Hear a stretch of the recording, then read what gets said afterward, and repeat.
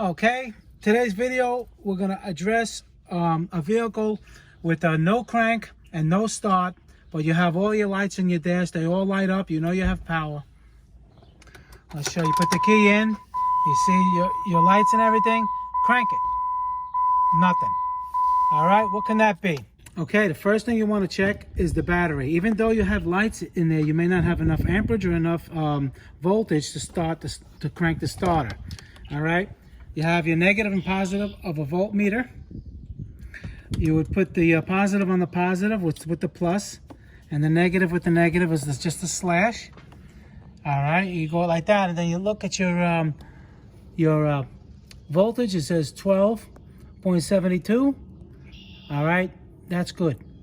If it's 12 point, if it's 11 or lower than that, it's possibly can be the battery. As soon as you turn the key to try to start the car, it goes to nothing. And also, if that happens, you make sure that these terminals are tight and no corrosion, green stuff or whatever on them. They have to be nice and tight. All right, because if you have a loose terminal, you turn the key, you have your lights, but as soon as the starter is requiring the current, it won't do anything. It'll just spark and you won't even see it or whatever. All right, so make sure those tight. Battery's good. Okay, then it's not the battery. Okay, also what you want to do is you want to locate where the starter is. This happens to be a Jeep. I even have a video on this, how to replace the starter on this particular Jeep Wrangler, JK, but this applies to pretty much any car. You want to make sure you locate where the starter is, that the wires on the starter, it's usually near the bell housing in between the engine and the transmission in the back over there. You want to make sure the wires are tight, they're not corroded. The ground wire is there, and there's also the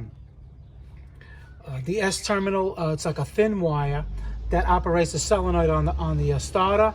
Make sure that's not loose or rotted or came off. Okay, if that all checks out good and nothing is corroded,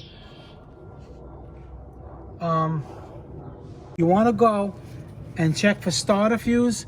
You look, like I said, on all cars it's different. Sometimes it just has numbers and you have to refer to the owner's manual.